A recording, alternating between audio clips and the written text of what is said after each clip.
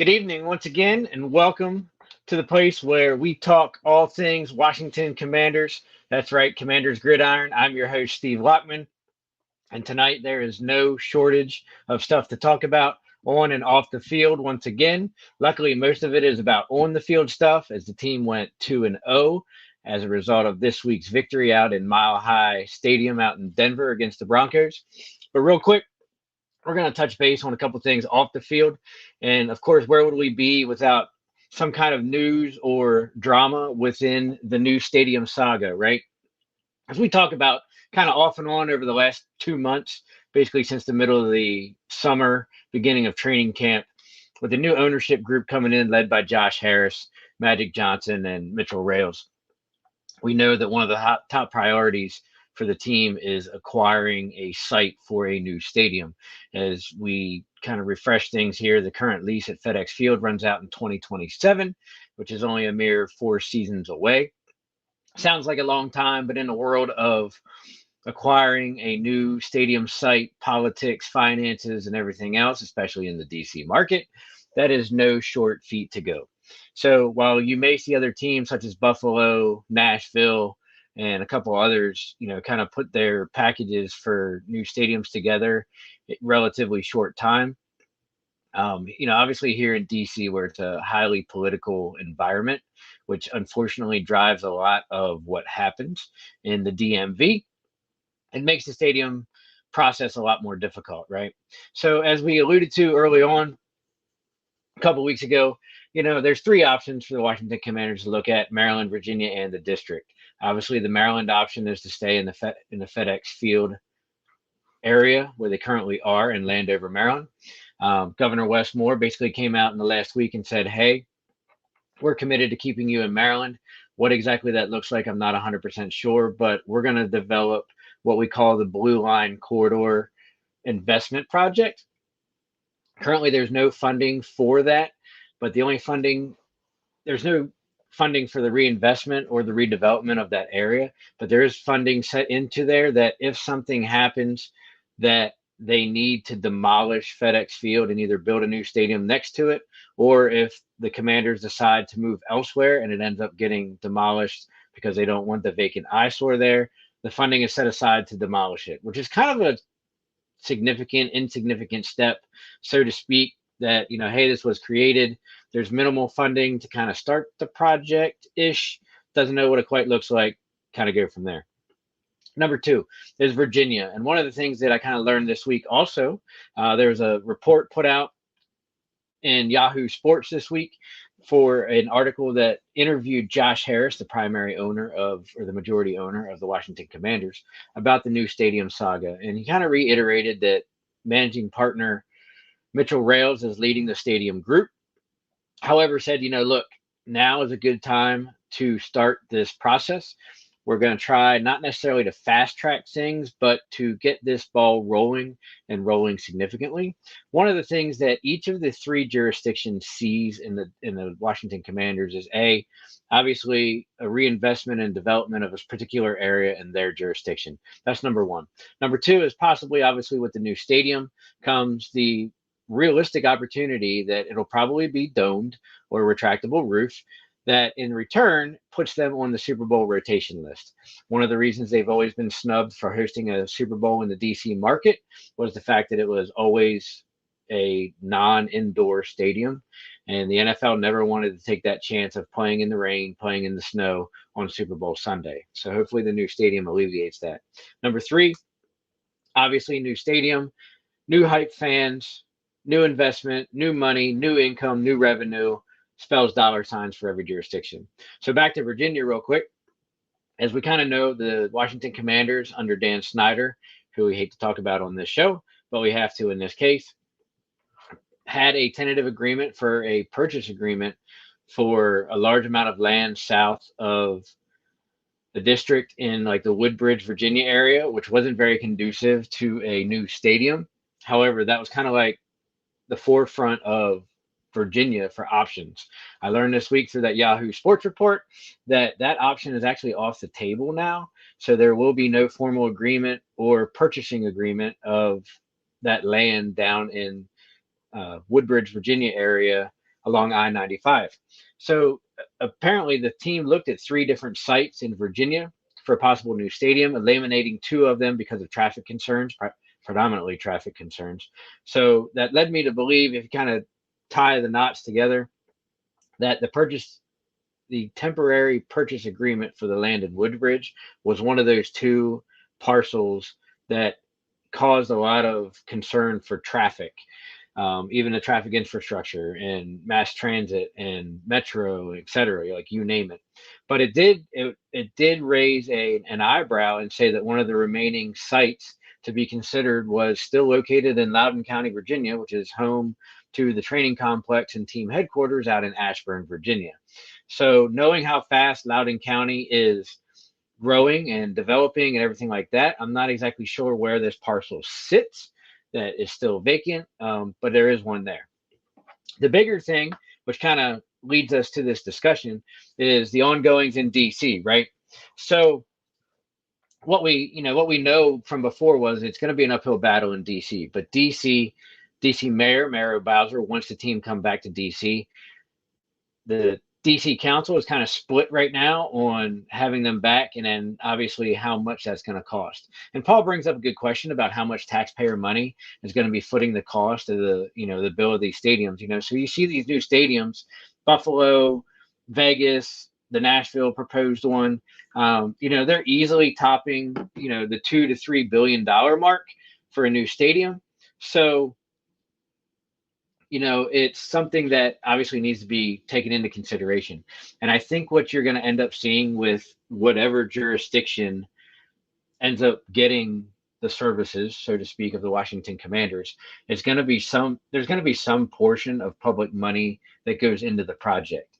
Now, I don't necessarily see that as construction of the stadium cost, but more for either infrastructure around the stadium, mass transit, whether it's another metro stop or something along those lines for the new stadium. So there easily could be, let's call it as it is, 400 to 500 million, 300 to 500 million of public funding, which would be 25%, give or take, of the new stadium cost. And then I see the rest of it being on, basically private firm, private financially funded or funded by the team itself, which, in this case, if they if they build a new stadium, slap a retractable roof on it, they're going to make their money back and pay off the debt in no time. So it wouldn't be a concern of the new management group. However, they just turned around and spent $6 billion for the stadium or for the team. So who knows? But back to the DC talk. They're actually clearing some of the legislative hurdles that are going to be needed to get them back to the RFK complex, which was downtown DC off of 395. So for all of you old-time Washington Redskins fans, that's where we kind of knew and grew up with the team that was located in their glory days back at RFK Field. So, as I alluded to, DC Mayor Muriel Bowser made it a priority to get this legislation being passed. So as we know, because of district legislation, a lot of that does have to go before Congress. So this week in the Washington Post, there was an article that kind of went into the Yahoo Sports article that I read on this committee saga, that basically the House of Representatives Natural Resources Subcommittee on Federal Lands, big title, right? Basically designed legislation to assess the RFK parcel.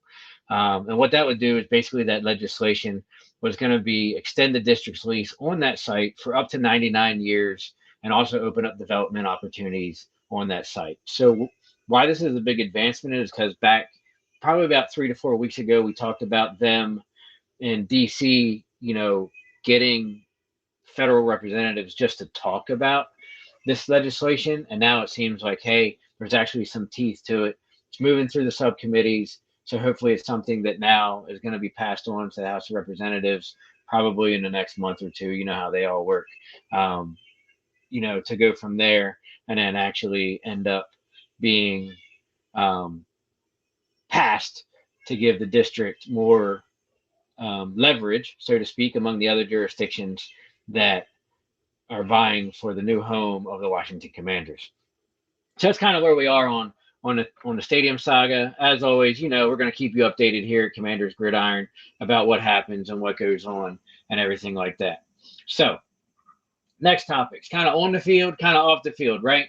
We're cutting the cheese, so to speak. Sometimes it could be literally, might be figuratively. But why do we say we're cutting the cheese? If anybody or any of the fans watched the game in Denver this past weekend, you'll know that the special teams struggled significantly in the kicking game.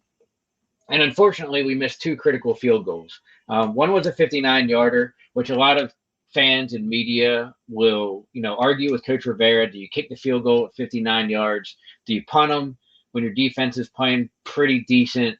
And, at that point in time in the game, and try and pin them back with our, we call it the team MVP, Tressway, our punter. Or do you go for the 59-yard field goal? Rivera went for the 59-yard field goal.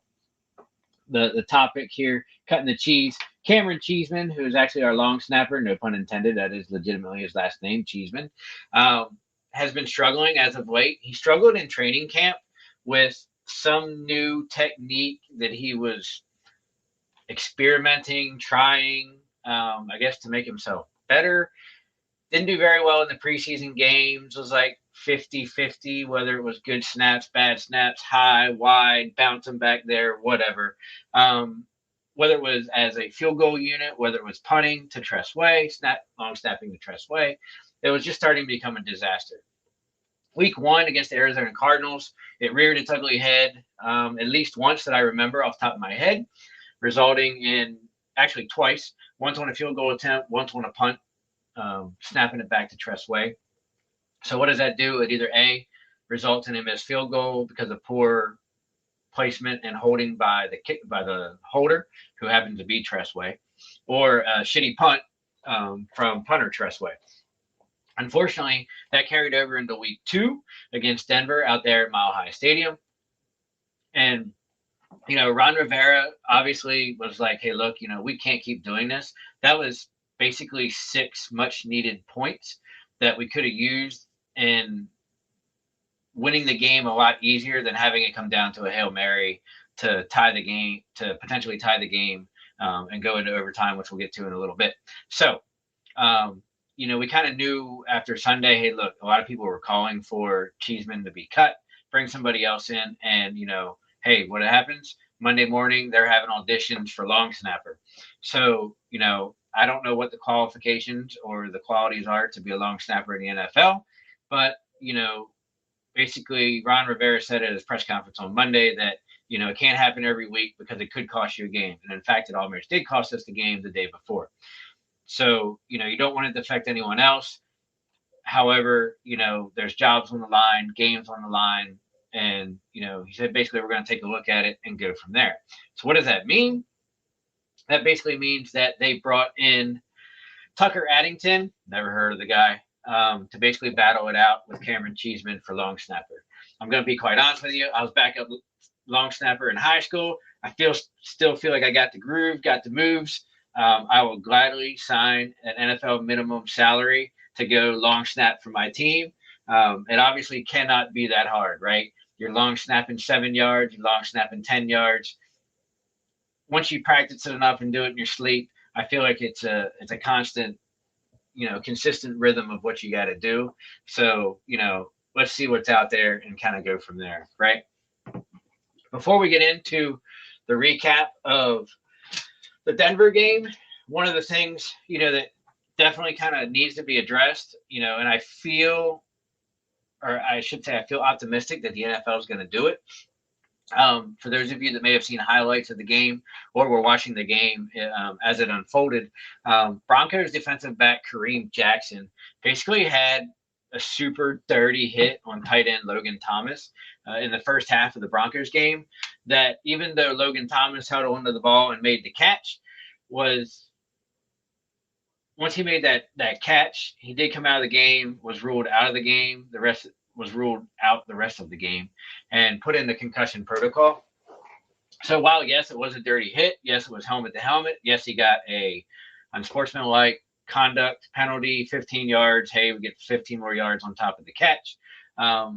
This is now 2 weeks in a row that Kareem Jackson has done this particular action. Kind of reminded me of Perfect from the days of when he played with the Cincinnati Bengals and how he would just basically go out head hunting week after week, annihilating guys, racking up fines, racking up suspensions. So I honestly think that, looking at this play from Sunday in the Broncos game versus and looking at the one when the Broncos played Las Vegas in week 1, basically they're similar plays, different teams, different players, but it's the same end result, right? So I feel that the NFL can't necessarily be, hey, look, instead of a $5,000 or $8,000 fine, and it now gets progressively worse as each infraction. Hey, we're going to fine you more now, obviously, in the $15,000 to $20,000 range per the NFLPA bargaining agreement. But this also needs to be a learning period. And hey, look, you're sitting for a game, maybe 2. I don't know what the precedent usually is for targeting in the NFL, especially on a repeated offense. But when you're doing it basically the first 2 weeks of the 2023 NFL season, it needs to be addressed, and hopefully the NFL will take action before that. So we'll see what happens. As Paul says, I'm about 100 pounds short, even for a long snapper. Times have changed. I believe that. Looking at the size of NFL guys, even on special teams, I am vertically challenged. I'm only 5'7".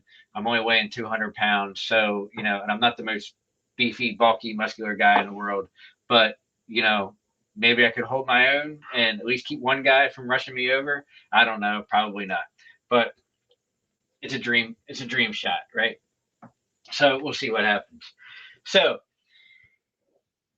as we look into another segment here at Commander's Gridiron, we're going to recap real quick what happened at the Denver Broncos game this past weekend.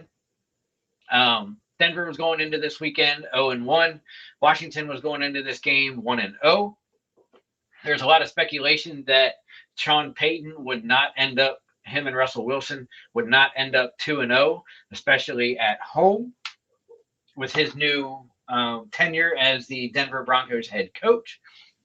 And let me tell you, if you watch this game, there was no shortage of dramatics and entertainment and excitement from the first half to the second half. And, as we saw in this game, the first half was completely different from the second half. And what do I mean by that? Well, let's be honest that, Denver came out and looked like Denver should. And Russell Wilson came out and looked like Russell Wilson from his last year in Seattle. And when I came on to the NFC East War Room on Thursday nights and we did our pregame picks as well, that was one of the biggest things that concerned me was which Russell Wilson were we going to see in this game, especially with them being home in Denver. In the altitude, a lot of our guys, it was their first year playing in Denver in that altitude. And quite honestly, watching the first and second quarter, it looked like it was our first time playing in Denver. So Denver actually jumped out to a 21-3 lead. And, right away, 6 minutes into the game, Denver jumps out with a 5-yard touchdown run by McLaughlin to open it up 7-0. Luckily, before the end of the first quarter, with only like 20 seconds left, Joey Slide nails a 44-yard field goal to make it 7-3. So I'm not uberly worried, that we're only down by 4 going into the first quarter. Not quite warm and fuzzy because our defense isn't really doing that great, but, it's only 7-3. Then that's when basically the floodgates started opening up for Denver. And right before the end of the first period, actually right after they kicked the field goal, so like 12 seconds later, Russell Wilson decides to drop a dime 60 yards to Marvin Mims for the long touchdown and the extra point. Now Denver is up 14-3 at the end of the first period. Ooh, wow, that turned pretty quick, especially in 12 seconds, and they go over 60 yards. Especially with the 60-yard bomb from Russell Wilson to his wide receiver. So then, what do you know? About halfway through the second quarter, Russell Wilson drops another 16-yard touchdown pass to Brandon Johnson. Denver goes up 21-3. Ooh, wow! I'm not liking this. In all honesty, it's kind of looking like what we didn't want. Right? Offense is looking flat. Isn't really putting anything together. Broncos are coming out firing on all cylinders. Defense isn't necessarily making the adjustments, keeping up to Russell Wilson, the running game, as well as his mobility, which I've been calling it since the beginning of the season, and even going up into the preseason, that our biggest problem is going to be teams with a mobile quarterback. And you're right, Paul, that we gave up a lot of yards to Russell Wilson. 6 carries, 56 yards, 4 first down. It's that running quarterback, right? And, unfortunately, we're going to face one next week. We're going to face one the week after that. We're going to face one the week after that. And that's going to be our hardest test, is teams with mobile quarterbacks. And that's what scares me the most. But, we're going to call it like we see it here. And we basically shit the bed in the first half against Denver. But, with about just under the 2-minute warning in the first half, Logan Thomas scores on that 4-yard pass from Sam Howell. Go Howell. With the actually, when we went for a 2-point conversion, a lot of people were shaking their heads. Hey, man, why is Ron Rivera going for the 2-point conversion? But that 2-point conversion came back to be a godsend at the end of the game. So basically, going into the game, we made it 21-11 after that touchdown and 2-point conversion. We were lucky to kick a field goal, 49-yarder from Joey Sly as the first half expired, making it 21-14. So we're starting to mount a little bit of a comeback from 21 down, being down 21-3 against the Denver Broncos. So I'm feeling a little bit better. Hey, we're going into halftime.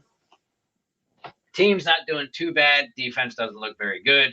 Offense is about average, about par for the course, right? Then, hey, it's basically a tale of two halves. What happens in the second half? Our defense and offensive coordinators go in, start scratching their heads, go to the chalkboard, and be like, hey, man, how can we bring this game back to within our realms to make it what we need to, defensively, offensively? And I think that, we have two of the best coordinators in the game to make that happen. And we're going to talk about those two gentlemen later on here in the show. But starting out the third period, Howell throws a dime, amazing play, probably early on, one of the plays of the season so far for the Commanders, in an absolute dime, double coverage to Terry McLaurin, 30-yard touchdown pass. Joey Sly kick. Holy shit, we just tied the game 21-21. Then what do you know? Denver turns around, kicks a 31-yard field goal, goes back up 24-21. For those of you that watched our NFC East War Room game last Thursday night, this is kind of in the range that I figured that the scoring was going to be for the entire game. And oh, by the way, here we are about halfway through, about two minutes in, 2 minutes from the end of the third quarter, and we're about in the range that I picked for the total points being scored. I said Washington was going to win in about like a 28-21, 24 round, going to be a close scoring game. But oh boy, was I wrong, because here came the fourth quarter. So Washington opened up the scoring spree in the fourth quarter with a 2-yard touchdown run by Brian Robinson, RB number 1 for the game. With that extra point, put us up 28-24. Then, lo and behold, Brian Robinson scores again on a 15-yard touchdown run, puts us up 35-24. Man, I'm feeling pretty good. That's a 2-possession game, right? But, that's way too much time still for Russell Wilson, Sean Payton and company to get the ball back and march down the field like they've been doing fairly easily in the first half and a little bit of the second half. But it was a tale of two halves, right? Second half, the defense said, hey, man, we're the defense. This is what we're known for. We're gonna shove it down your throats, and we're gonna make you play smash mouth football to try and tie this game and even win, right? So Denver makes a decent drive, gets a 32-yard field goal from Lutz, makes it 35-27 Commanders. And then lo and behold, oh my goodness, with like no time left on the clock, Russell Wilson, long Hail Mary, should have never been caught. I think it bounced off of three people, hit somebody's freaking helmet, and Brandon Johnson catches it in the end zone, 50-yard touchdown pass to make it 33-35 Commanders. And lo and behold, Denver then tries to go for a 2-point conversion. Lots of debate on the fact that there was a missed pass interference call on St. Juice from the Commanders, which, let's be honest, there probably should have been, right? That would have tied up the game, or at least gave them another shot to get that 2-point conversion. However, I feel like the football gods were with us, and they didn't call that pass interference in the end zone. They kind of let boys be boys and play it out on Sunday afternoon, because the referee screwed the pooch last year in the New York Giants Washington Commanders game and didn't call that egregious pass interference from the Giants that would have let us win the game and then ultimately go into the playoffs. So, hey, it crosses it out. We're back on good graces with the referees, and I got to say, hey, it's not, welcome to the show, Eileen. Nice to have you tonight. And yes, great comeback, win by the Commanders.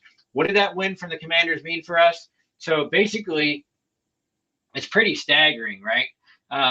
What that game did, but it was pretty awesome because, as a whole, there was an 18-point road comeback, which is the largest in team history since 1990. 1990, that was literally the year before they won their last Super Bowl in 1991.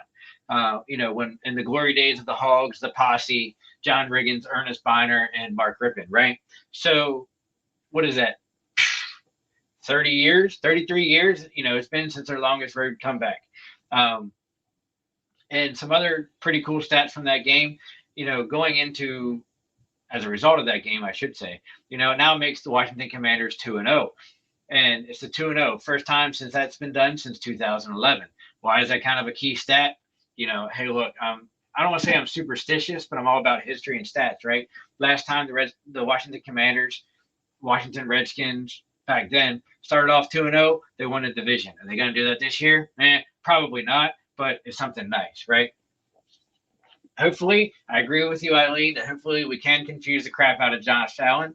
I think that's what our defense is going to need to do if we have any shot at winning this, which we're going to talk about later in the show here as we preview our next week's game against the Buffalo Bills. You're absolutely right, Paul. Man, that was a huge play, no call by the refs in a win-or-go-home moment, right? When there's so much on the line, you got to wonder if referees are going to be how ticky-tacky versus obvious they're going to be against calls at the end of the game.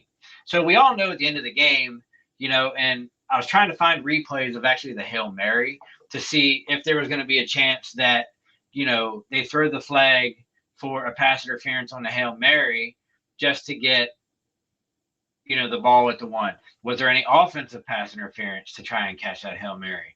Basically that ball was a free-for-all, loosey-goosey, flying all over the place. So the referees probably didn't even need to throw a flag because it was caught in the end zone by the Broncos. Do they throw the flag and let it go into review by New York? That very easily could be, up for discussion, up for debate as well. But, some things that we got to look back to, hey, a win's a win. It makes us 2-0.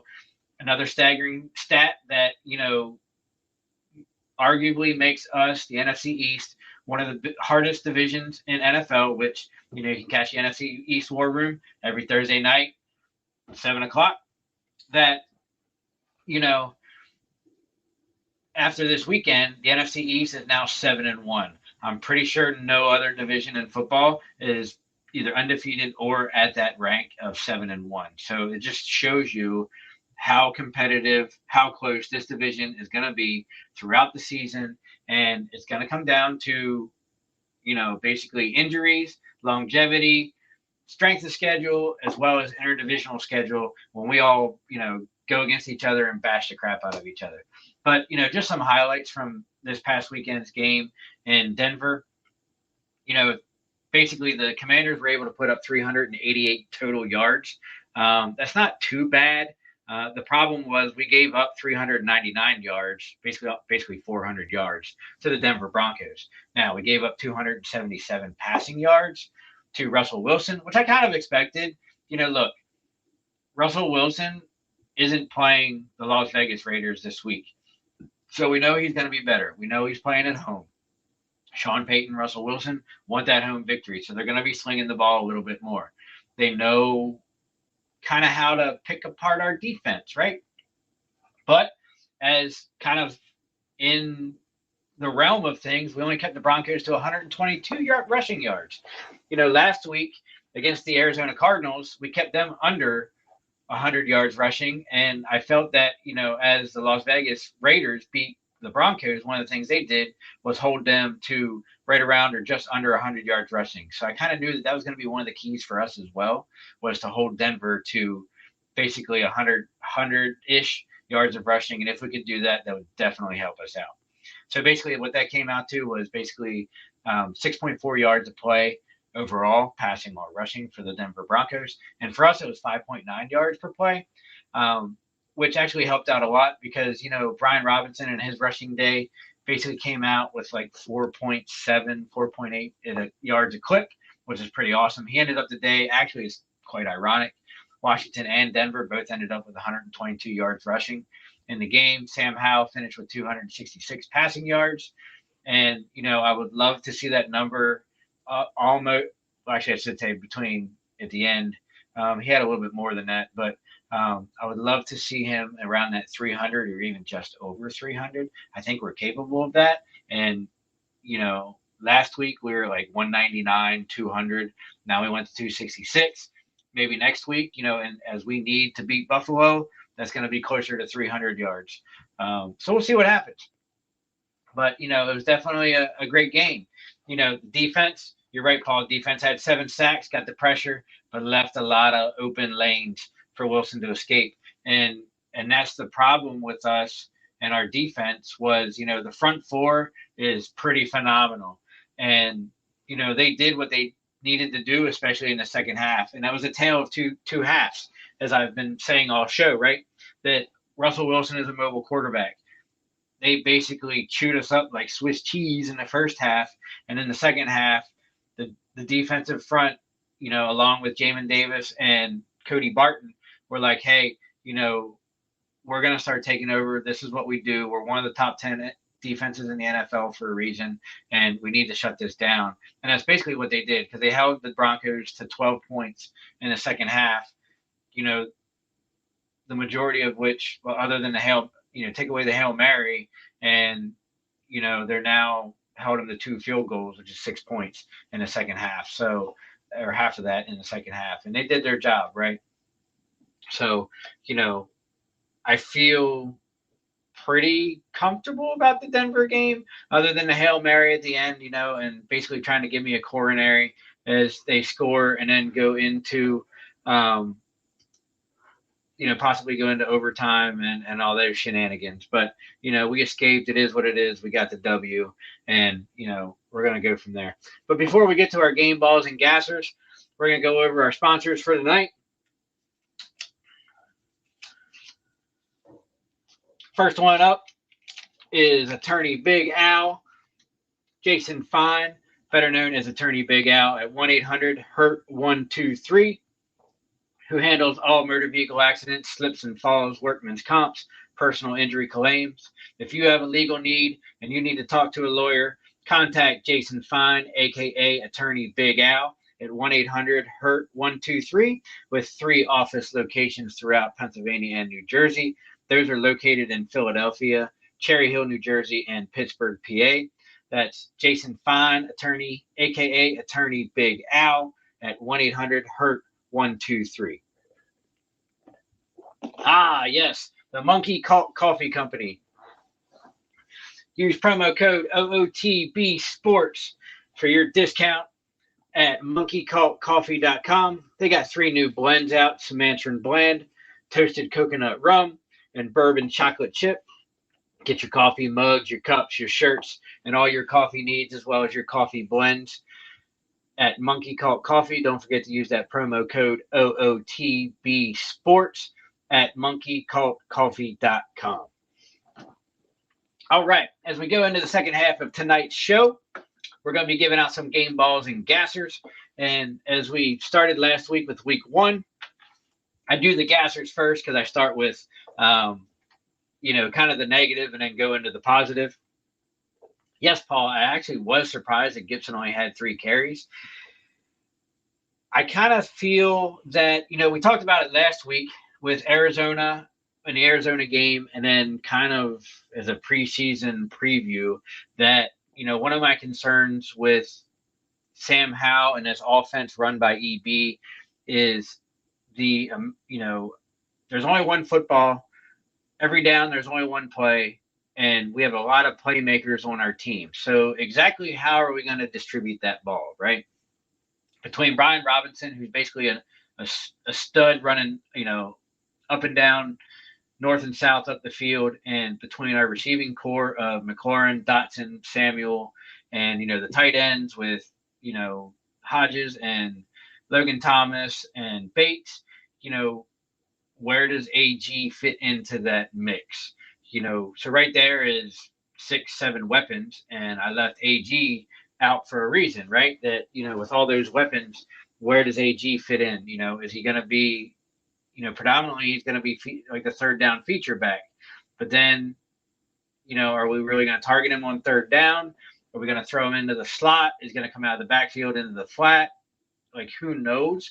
And I don't think, is just my personal opinion, that Sam Howell and AG have that connection and chemistry just yet, even for the stupid checkdowns that, were so common and prevalent in Scott Turner's offense over the last 3 years, between Heineke and Howell and every other freaking quarterback that came through in the last 3 years. So I am kind of surprised that he only got 3 touches. And he only got literally probably just the same or less targets as a wide receiver.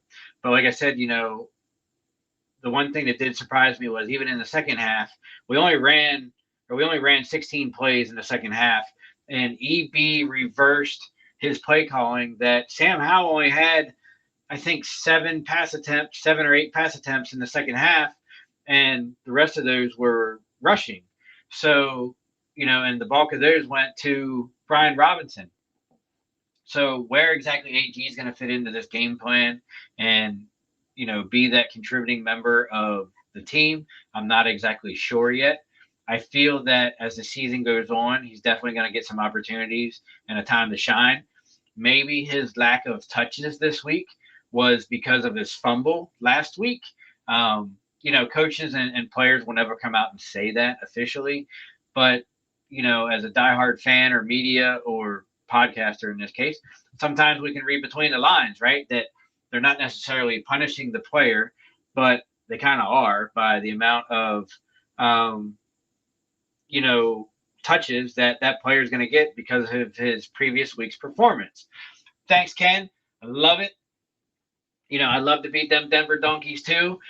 Next week we got the Buffalo Bills, so hopefully you can say the same thing. And at the very end, it just says Buffalo Bills. But we're going to get to that in a little bit. So starting off with our gassers, I got 3, right? Well, technically 2. They're kind of shared, and then a third one. But the first one's going to go to our offensive tackles, and Charles Leno and Andrew Wiley.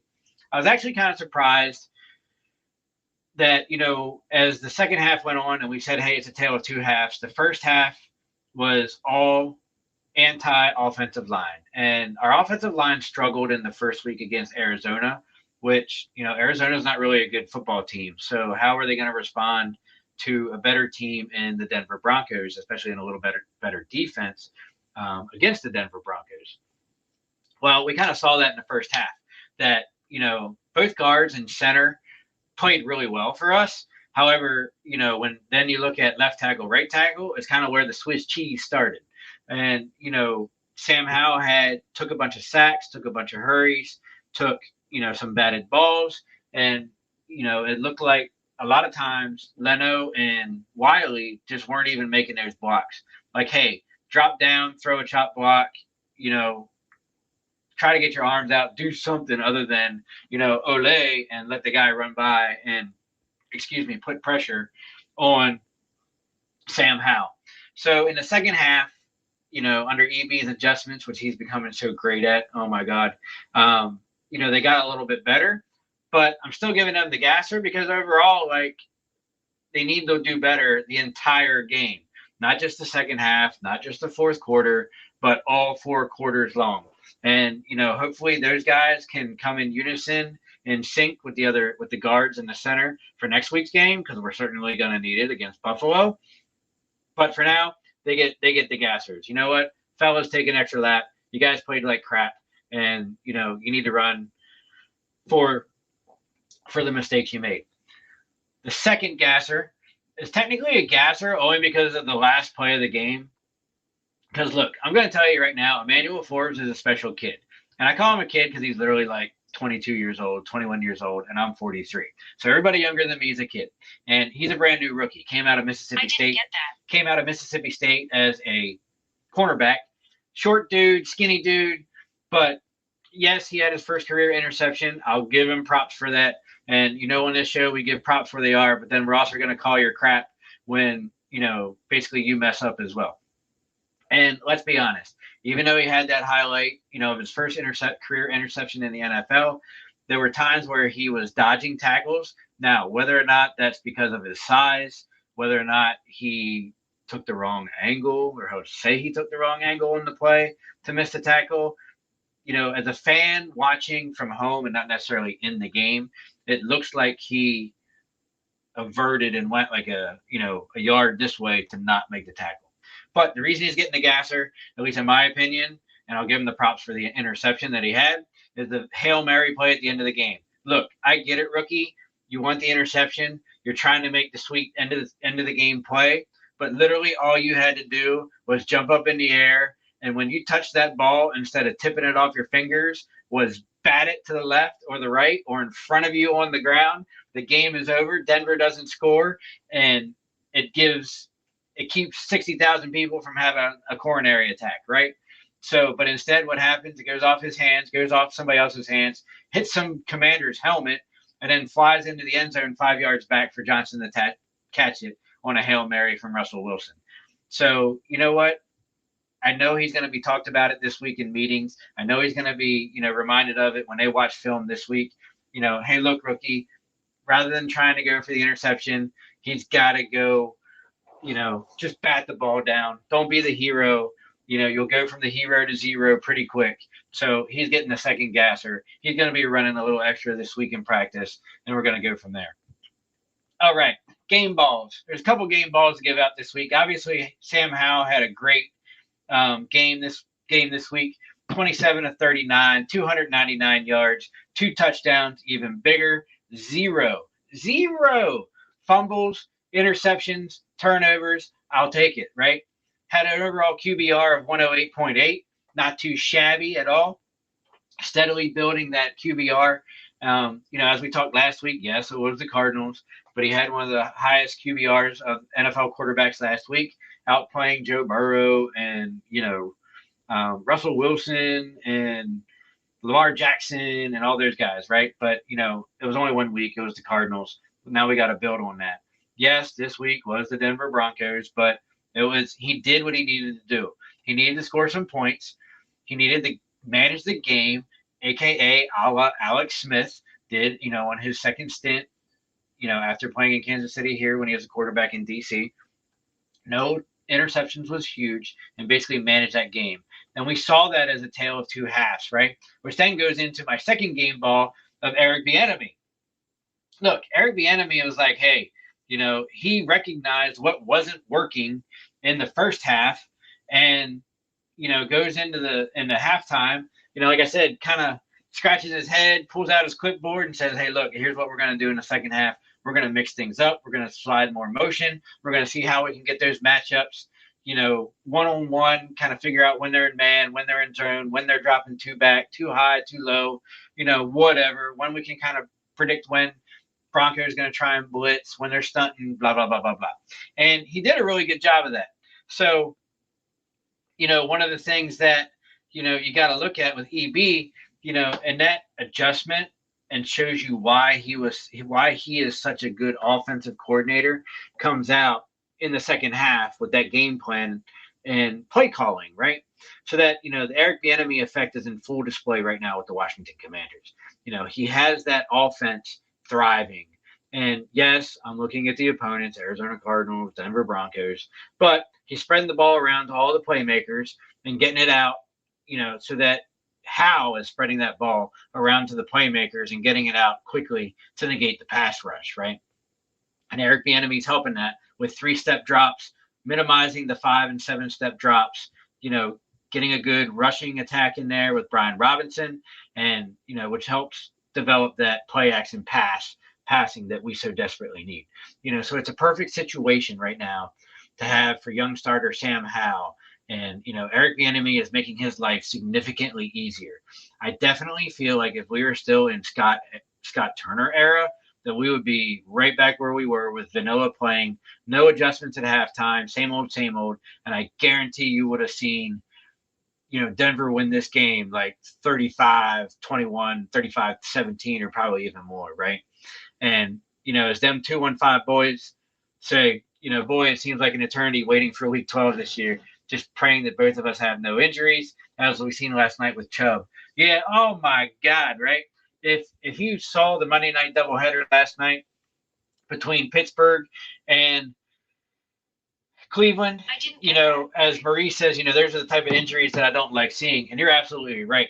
When I saw Chubb in that injury, and then especially some of the replays, those of you diehard football fans will remember a running back by the name of Willis McGahee came out of University of Miami.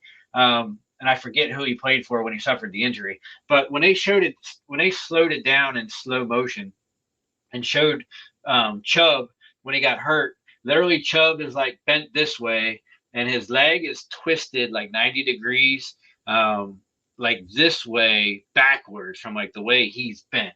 And it looked exactly like the injury that Willis McGahee suffered. And I'm pretty sure it was his career ending injury. I don't think he ever came back from that. Maybe Chubb's is not going to be that bad or as bad as McGahee's. Look, I don't want to see anybody get injured, especially, unless it's a Cowboy or an Eagle, but, that's beside the point. But hopefully Chubb gets better, can come back. They greatly needed him on offense, and it definitely showed last night in that football game against the Pittsburgh Steelers. So we need to limit our injuries. And, I'm going to tell you right now that every host of all the other NFC East teams on our network are going to say the same thing.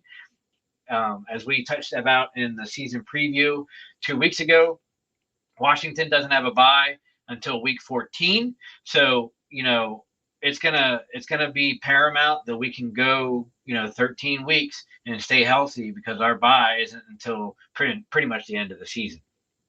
But getting back to Eric Bieniemy, he was dialing up great plays at the end of the first half going into the second half. And, that's why the team came back and won in the second half. I really do. Well, kind of 50%, right? Because the next game ball is going to be who it came back to. So we're only 2 games in, but Washington's offense has looked way much better than last year under Scott Turner, and so much so than they have in, years. Okay, so McGahee was actually in the college national championship game, Miami versus Ohio State. But I just remember it was McGahee that got hurt. Thanks for that update. I'm not 100% on the memory, probably about 50%. So, but, we're getting there. So EB, he called a great game. It was so amazing, and one of the stats that came out about EB that, I get it. Kansas City has some injuries this year. Travis Kelce didn't play game 1. They had a wide receiver that was hurt. Chris Jones didn't play week 1, blah, blah, blah, blah, blah. But strictly looking at the offense and what Patrick Mahomes is producing, and you got to wonder why this guy is not a head coach yet. And maybe there's some behind the scenes working there in DC, that, hey, look, the team is going to move to EB as coach. God bless. Hopefully one day. I would love that. But, EB right now in 2 weeks in Washington Commanders right now is averaging the offense is averaging 27.5 points per game, which is well above our season average. I think last year we were like 17, 18. We were below 20.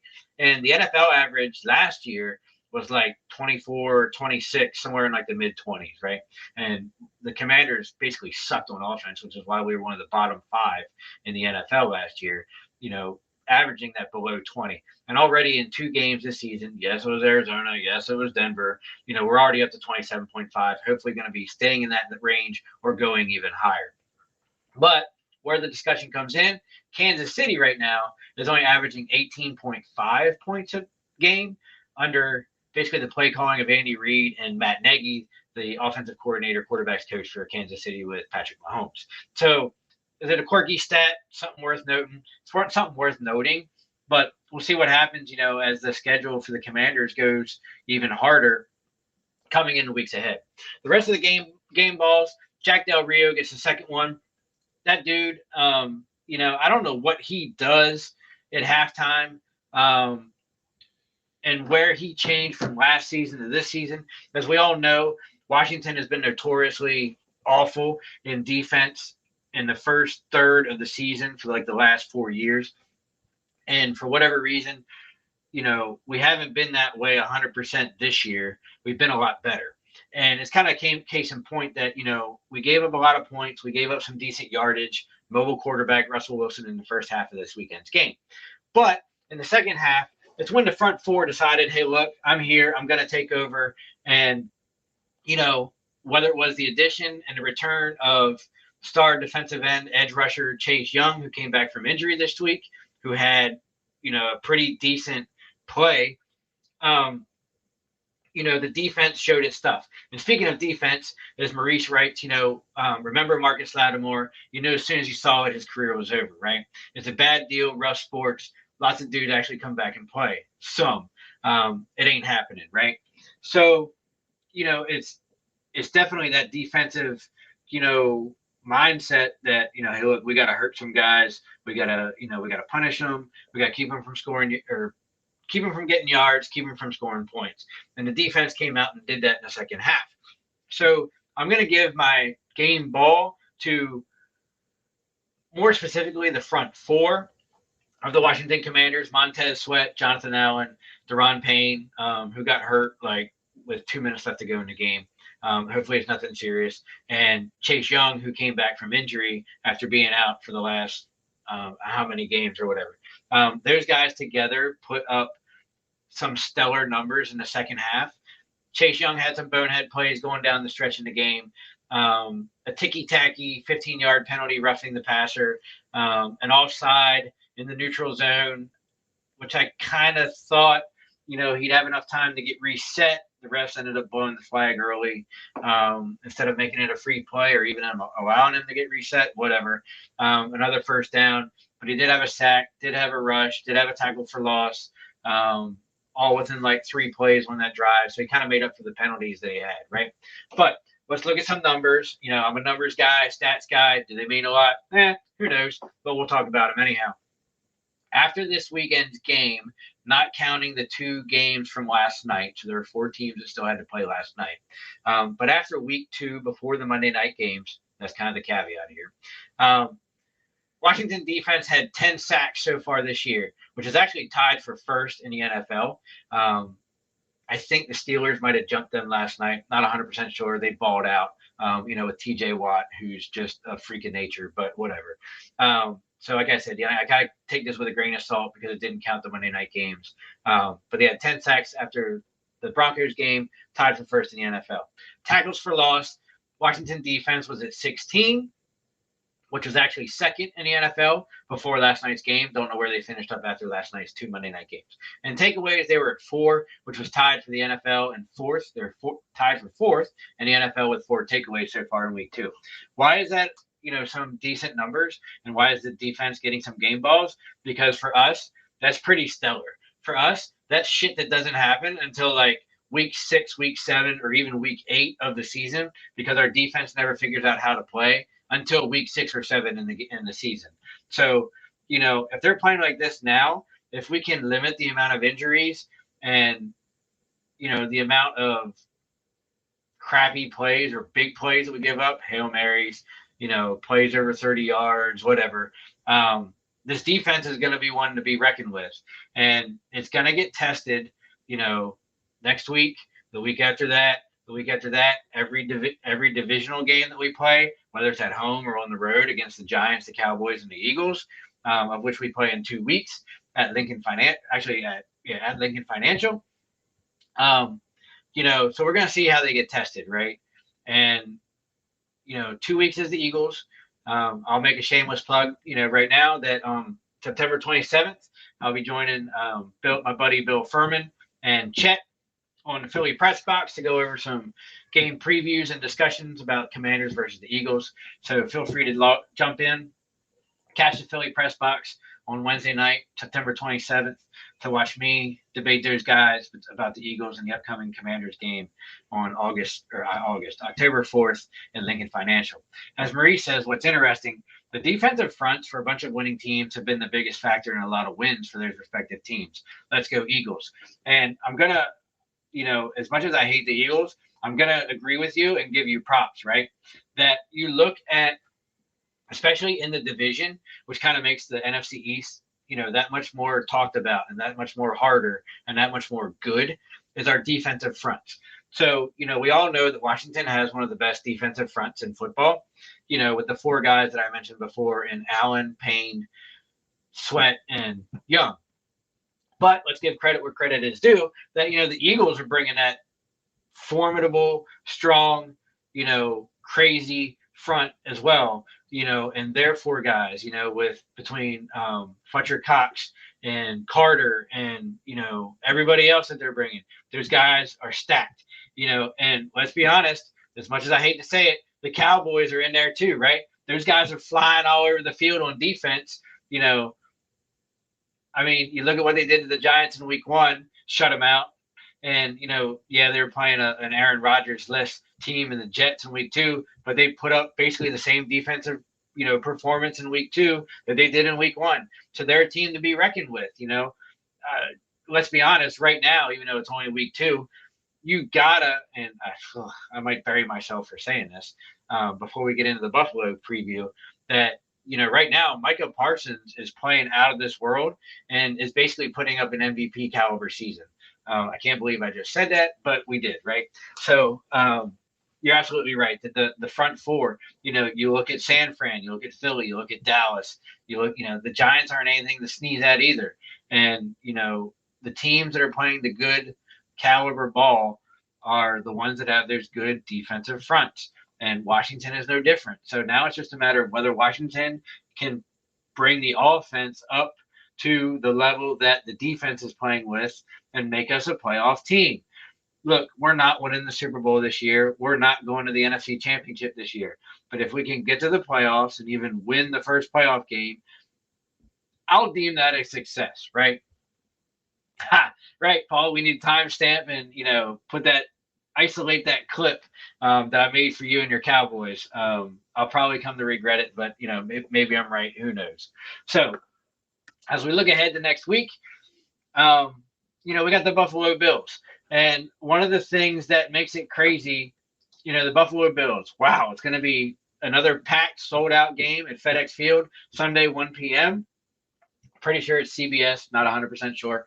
But, the Buffalo Bills kind of are that 50-50 team right now in reality. On paper, they're stout, they're studs, they're superstars, they're loaded top to bottom. There's no reason why they shouldn't be 2-0, right? But the problem that comes back is which Josh Allen are you going to get? Kind of like when I talked about the preview 2 weeks ago or on last week's show about Denver, right? Which Russell Wilson were we going to get? Were we going to get the Russell Wilson that played in Seattle? Or are we going to get the Russell Wilson that had a shitty season last year in his first year in Denver under Hackett, under Nathaniel Hackett, and his dismal coaching as well. So, luckily for Josh Allen, he was able to rebound themselves this week. They beat the Las Vegas Raiders 38-10, kind of rewrite the ship for them to not go 0-2. And one of the things that kind of was nice in looking at the first 3 to 4 weeks of the season is that all of the teams that are playing each other, that we're playing, have kind of played each other. So, we look at the Denver Broncos that we played last week. Well, in week 1, they played Las Vegas. So we can kind of see how Las Vegas did things and how they matched up with the Broncos for our game this past Sunday. Well, lo and behold, the Buffalo Bills, who we play this coming Sunday, played the Las Vegas Raiders last Sunday. So, even though they lost 38-10, we can kind of look at that game and be like, okay, well, what did they do? How bad did they do? Buffalo put up 450 total yards. Josh Allen had 267 passing yards. Well, that's pretty much right in line with what Sam Howell did. They had 183 rushing yards, kind of right in line with what Washington had at 166. Yards per play was 6.1, kind of right in line with a little bit higher, but kind of pretty even with what Washington did. So, kind of as far as what happened, Josh Allen went 31 for 37, 274 yards and 3 touchdowns. Sam Howell went 27 for 39 for 299 and 2 touchdowns.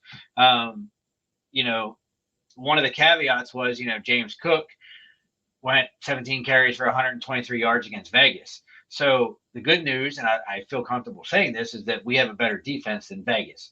So, if we can hold James Cook, who between him and Singletary, I think is their other running back, if we can hold them to, 100, 150 yards rushing total, it gives us a good shot for this game. They had 183 yards rushing against Vegas. If we can keep that number to 125, 150, I think we're going to be, pretty decent. As Marie says, Washington is a sleeper team in the NFC. You never know. Cleveland is also the AFC, right? And they look pretty good last night. If Deshaun Watson could have connected with, I forget who the number 13, I think his name or number was. A lot of balls where they were just going out of bounds would have been a lot better last night. But obviously I appreciate that comment. I think we kind of are one of the sleepers, only because we never know what we were going to get out of Sam Howell this year. We don't know what we were going to get out of EB. We don't know what the offense was going to look like. We don't know when the defense was going to start playing.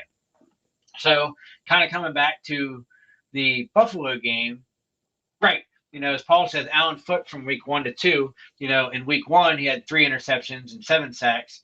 Then, Sunday he went, 3 touchdowns, no picks, 2 sacks week 2 against the Las Vegas Raiders. So I think where it's going to come down to, and let's be honest, he's maybe not as mobile as, Jalen Hurts, Russell Wilson, Tua, who we're going to see this year, stuff like that. Josh Allen can still make things happen with his feet. Josh Allen can still be that, a la Patrick Mahomes, extend the play, crazy Aaron Rodgers bullshit that, can still find the open receiver, after scrambling. It's going to be which Josh Allen is going to show up. I feel like I said a couple minutes ago, our defense is better than Las Vegas. I feel like our front four are going to be able to give Buffalo a hard time to be consistent in their offense. Now, what does that mean? That's going to determine what happens on the back end. Can our secondary match up well with Buffalo's wide receivers? Let's be honest. Stephon Diggs is a dog, and their tight end as well. So, I think the defense is going to be able to hold their own, and this is going to be a close game with Buffalo. On the flip side, it's going to come down to how our offense responds to Buffalo defense. Can we keep building on the performances of week 1 and 2? Look, I'm going to be completely honest that as much as I would love my team to win at home on Sunday, unfortunately, I just don't see it happening. I think it's going to be a close game, and I think it's going to be it could be a high-scoring game. If Josh Allen kind of shows up, the same in week 3 that he did in week 2, and Sam Howell puts up the same performance, and the offense puts up the same performance in week 3 that they did this past Sunday in week 2 against Denver, then you're probably going to see another, 35-30, 35-28 game. But unfortunately, I think it's going to fall the way of the Buffalo Bills, which takes them to 2-1 and Washington to 1-2.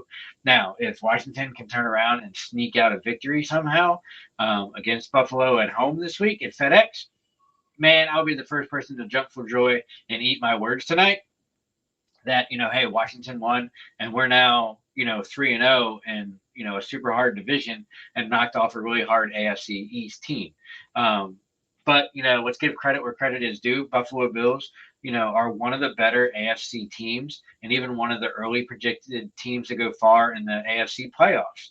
So, unfortunately, I just see that experience. I see the star roster on Buffalo being slightly better than Washington. Like I said, I think it's still going to be a tight game, but unfortunately, I think Washington's going to fall to 2-1 against the Buffalo Bills. Having said all of that, I definitely look forward to watching the game on Sunday, seeing how the team responds to being 2-0. It's going to be, coming back to FedEx, coming back to a sold-out Stames. I know the Bills Mafia is going to be there in full force in DC land, but it's a sold-out game. What does that mean? I guarantee 2/3 to 3/4 of the stadium is going to be burgundy and gold again. Stadium's going to be loud. Stadium's going to be ruckus, and it could be a hard time for Josh Allen and the Buffalo Bills. Paul chimes in that he thinks Bills 33, Commanders 20. Dallas win, Eagles win, Giants lose as well. He's going to pick the New York Giants to lose every time. But I think he's going to be right. I kind of keep harping on it, but I just see Buffalo being slightly better than us. I don't think Sam Howell is going to have a perfect game. He's going to have a turnover. He's going to have a mistake.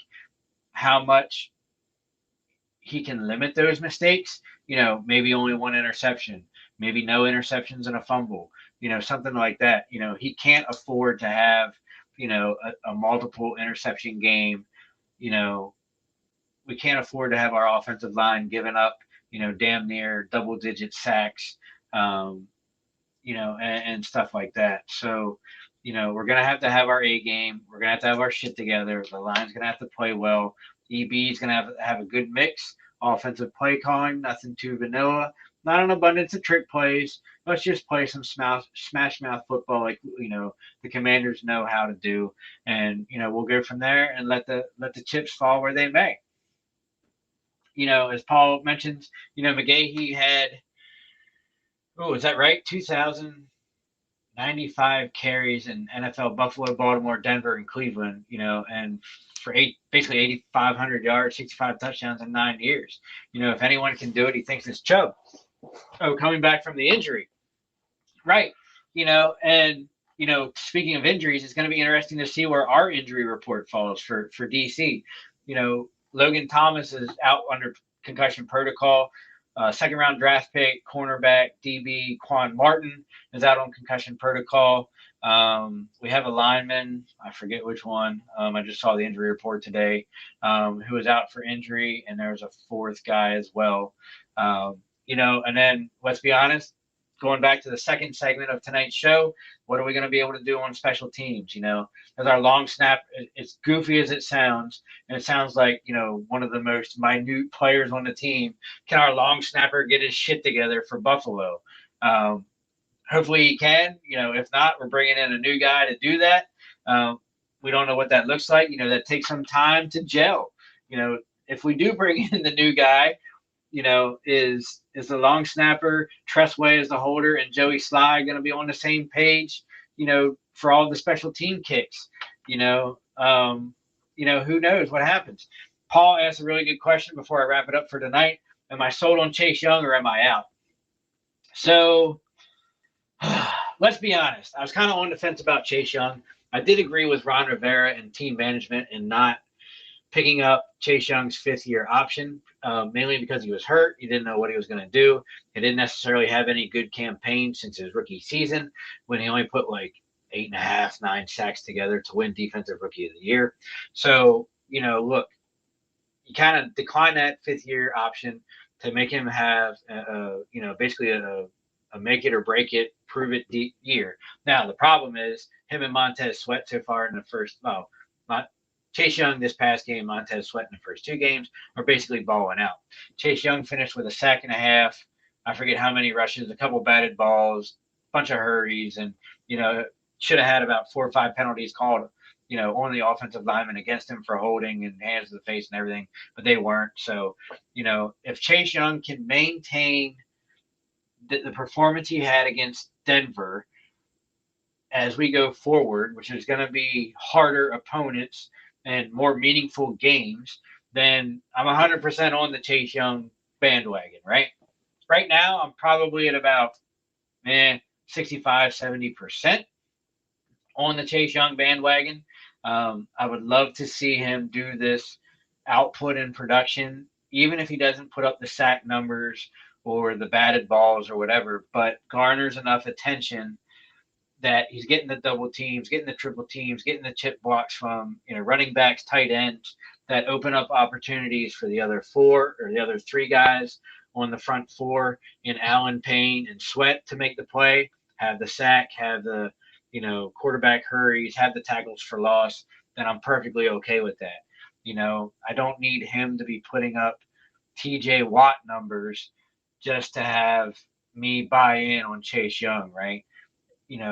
Collectively having, even though it was Denver's better than Arizona, having Chase Young this past weekend, you saw the improvement in the front 4 of Washington. And I think that's what it's going to take, having those contributions from Chase Young, having him on the field, not just being the cheerleader, but being a productive member of that defense. And if he can continue that, I'm all in, re-sign the guy, try and make it fit, and we move on. We didn't select him number 2 overall for no reason.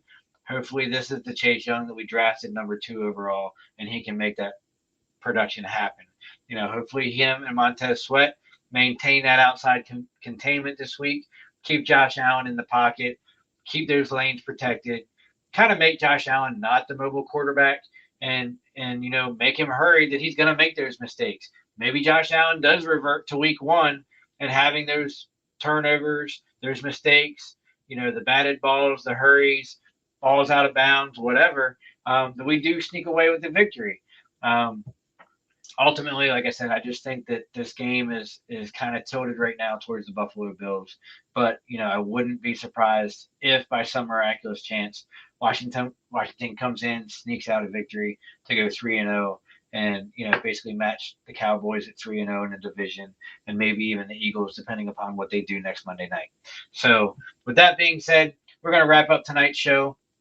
We'll be back next week with a recap of the Buffalo Bills game from this coming Sunday, previewing the following week against the Philadelphia Eagles, the first interdivision game in the NFC East for the Washington Commanders, and any other news and storylines that pop up this week for our beloved Commanders. With that, we're signing off, saying good night. Have a good week.